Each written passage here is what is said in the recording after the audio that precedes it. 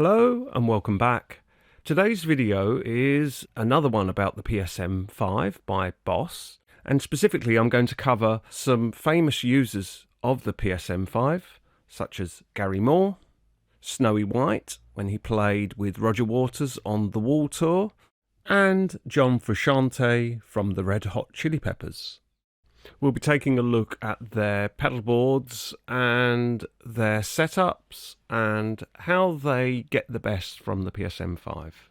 Many of the people who watch my videos aren't yet subscribed, and I'm really trying to get to 5,000 subscribers, and I'm not far off, so I'm sure it'll be worth it, and I'd be very, very grateful. So last time out, I showed how something as simple as the daisy chain running through a PSM-5 would solve this 9-volt, 12-volt Boss powering issue. Of course, older pedals use ACA 12-volt power. And I got comments like this: I saw that pedal many times on flea markets and instrument pawn shops in the 90s and never understood what was its function. Now, after 30 years, I'm glad I never bought it. It's totally worthless.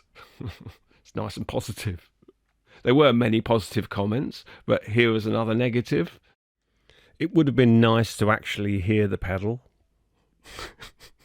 Considering that video was about powering Boss pedals, ACA and PSA adapter type pedals, 9-volt and 12-volt, and the pedal itself doesn't have a sound, and considering at the start of the video I stated that I wouldn't be actually playing through the pedal, that I'd just be showing you how you would power your pedals.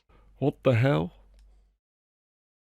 And then someone else commented, it would have been nice to actually hear Gary Moore using it. Well, yeah, if you want to see Gary Moore using it, you'll have to look at the Rock School video that he made for the BBC, and you'll be able to see the pedal board, but I'm going to discuss that later and show you what he used. But I just don't want to get a copyright strike. So here's the first pro guitarist who is obviously too stupid to know that this pedal was totally worthless, is Gary Moore. I think he knows a thing or two about guitar playing, don't you? We catch a glimpse of Gary Moore's PSM-5 in this video screenshot, top right, and filming for this session took place on November the 29th, 1983, during the BBC Rock School programme, episode 5. He's got an input and output, which is to say that the guitar and amp, guitar input, amp output on the PSM-5, and you can see that the send of the PSM-5 is sending to the flanger, and that's sending to the Octave.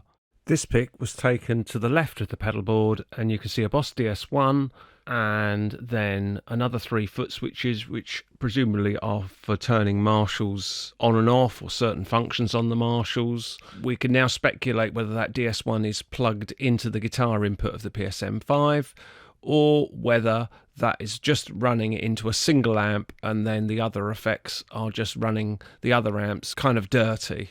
Next we can see that the Octave OC-2 is plugged into the delay DM2. After the delay, I think that goes back round to the return of the PSM-5, and the chorus is running separately. So I think this reinforces the point that Gary Moore was running the front end of all the other effects, the flanger, the Octave and the delay, back into the PSM-5, and that was going into the front end of the amp via the amp send on the PSM-5. So you've got a buffered cable run from the PSM-5 to the amp, and then he's using the Marshall effects loop to run the chorus, and you can see here that he's running 2 outputs, and you can see on the input of the CE3 chorus, you can see that it's a separate jack going in. So I don't think that's coming from the previous pedal. I think that's coming from the effects loop, and I think that's why it's numbered. It looks like it's numbered 2. And then so he's got 2 outputs, so he's running separate amp heads for the chorus to run it in stereo. And the other thing to note for old BCB6 carry case users from the Boss design, that he's raised the platform so the CE3 is sitting slightly proud of the normal setting, so that means you could get any kind of cable into the output of the socket. You can probably just see it sitting upwards there. We move on to 2010 and Snowy White. Now, Snowy White toured with Roger Waters doing The Wall, and it was a big tour, and it recreated the famous album. And for some of the tracks, they needed all of the band, or certainly 4 members, to have the same delay time. And one of the only ways of doing it is through the PSM-5, or this is the way that they'd figured this out. Anyway, let's have a quick look at Snowy White's pedal board. And he starts with the Boss Blues driver going into a Boss OC-3 overdrive, and that's going in, you could just about see it, going into a Boss G7 graphic equalizer. Just out of shot above the blues driver is a Boss tuner. Next on the board is a Boss RT20 rotary ensemble, and then that goes in to a Line 6, the staple of Nashville pedal boards, the Line 6 M9. So I think it would be fairly safe to assume that Snowy White has a split at this point and at the end of the pedal board, and one of the outputs is going to the PSM-5. That is then sent from the send to the delay, and then out of the delay racks back into the return, and then out to presumably another amp. So that's a great use of the PSM-5 there. So on to John Frusciante of the Red Hot Chili Peppers. That's my best French pronunciation. In 2002, 2003, he would use the Boss PSM-5, and you can just spot the PSM-5 by John's knee. His guitar tech is Dave Lee, and I don't think that's Dave Lee Roth. And he says that he used the PSM-5 briefly during the By the Way tour to activate 3 distortion pedals.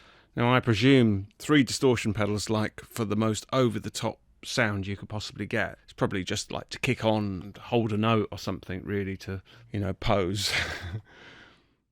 And his tech goes on to say that the PSM-5 was also a power source for some pedals. This just goes to show you the importance of having a utility pedal, that sometimes if you just need a quick fix, you need to power a 12-volt pedal and a 9-volt pedal, that it's fairly safe to do that. Now, I've still not done any real-world examples, and I've got 2 PSM-5s, and I've also got a Line Switcher LS2, both by Boss. So what I was thinking of doing next time around is showing you different loop scenarios, and maybe even comparing it to, say, a gig rig true bypass looper. So just let me know in the comments if you want to see some real-world examples of running some pedals in some loops. Maybe the power aspect of the pedal isn't so useful in the PSM-5, but as I say, you can still get out of trouble with it if you need to power a 9-volt and a 12-volt pedal. Anyway, it just remains for me to say thank you very much for watching, and I'll see you in the next video.